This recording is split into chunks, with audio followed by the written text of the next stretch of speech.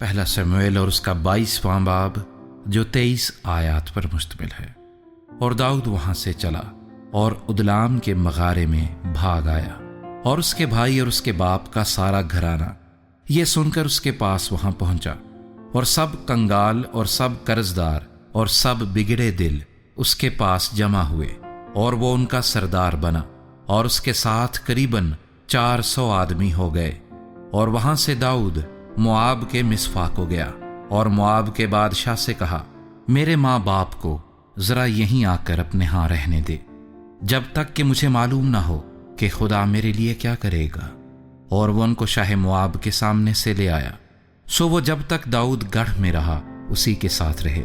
تب جاد نبی نے داؤد سے کہا، اس گڑھ میں مت رہ، روانہ ہو اور یہودا کے ملک میں جا۔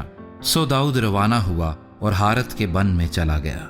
اور ساؤل نے سنا کہ داؤد اور اس کے ساتھیوں کا پتہ لگا ہے، اور ساؤل اس وقت راما کے جبا میں جھاؤ کے درخت کے نیچے اپنا بھالا اپنے ہاتھ میں لیے بیٹھا تھا، اور اس کے خادم اس کے چوگرد کھڑے تھے۔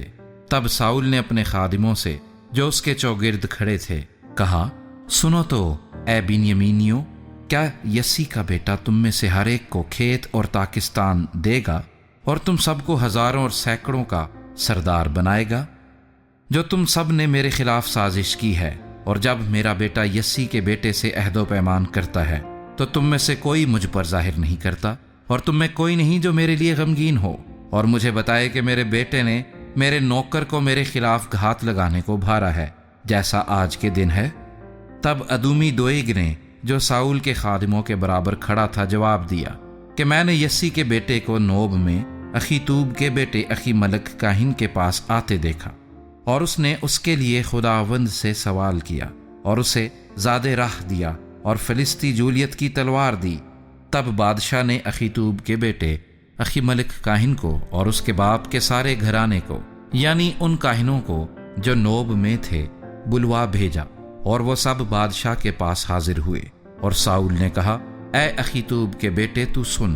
اس نے کہا، اے میرے مالک میں حاضر ہوں۔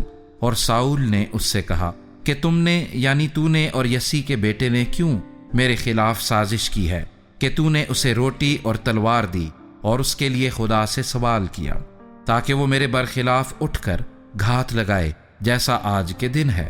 تب اخی ملک نے بادشاہ کو جواب دیا کہ تیرے سب خادموں میں داؤد کی طرح امانت دار کون ہے؟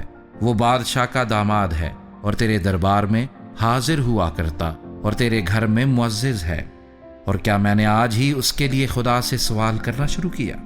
ایسی بات مجھ سے دور رہے۔ بادشاہ اپنے خادم پر اور میرے باپ کے سارے گھرانے پر کوئی الزام نہ لگائے، کیونکہ تیرا خادم ان باتوں کو کچھ نہیں جانتا، نہ تھوڑا نہ بہت۔ بادشاہ نے کہا، اے اخی ملک، تو اور تیرے باپ کا سارا گھرانہ ضرور مار ڈالا جائے گا۔ پھر بادشاہ نے ان سپاہیوں کو جو اس کے پاس کھڑے تھے حکم کیا کہ مڑو اور خداوند کے کاہنوں کو مار ڈالو، کیونکہ داؤد کے ساتھ ان کا بھی ہاتھ ہے۔ اور انہوں نے یہ جانتے ہوئے بھی کہ وہ بھاگا ہوا ہے مجھے نہیں بتایا، لیکن بادشاہ کے خادموں نے خداوند کے کاہنوں پر حملہ کرنے کے لیے ہاتھ بڑھانا نہ چاہا۔ تب بادشاہ نے دویگ سے کہا، تو مڑ اور ان کاہنوں پر حملہ کر۔ سو ادومی دویگ نے مڑ کر کاہنوں پر حملہ کیا، اور اس دن اس نے 85 آدمی جو کتان کے افود پہنے تھے قتل کیے، اور اس نے کاہنوں کے شہر نوب کو تلوار کی دھار سے مارا، اور مردوں اور عورتوں اور لڑکوں اور دودھ پیتے بچوں اور بیلوں اور گدھوں اور بھیڑ بکریوں کو تہ تیغ کیا۔ اور اخیتوب کے بیٹے اخی ملک کے بیٹوں میں سے ایک جس کا نام ابی یاتر تھا بچ نکلا اور داؤد کے پاس بھاگ گیا۔ اور ابی یاتر نے داؤد کو خبر دی کہ ساؤل نے خداوند کے کاہنوں کو قتل کر ڈالا ہے۔ داؤد نے ابی یاتر سے کہا، میں اسی دن جب ادومی دویگ وہاں ملا جان گیا تھا کہ وہ ضرور ساؤل کو خبر دے گا۔ تیرے باپ کے سارے گھرانے کے مارے جانے کا باعث میں ہوں، سو تو میرے ساتھ رہ اور مت ڈر۔ جو تیری جان کا خواہاں ہے وہ میری جان کا خواہاں ہے، سو تو میرے ساتھ سلامت رہے گا۔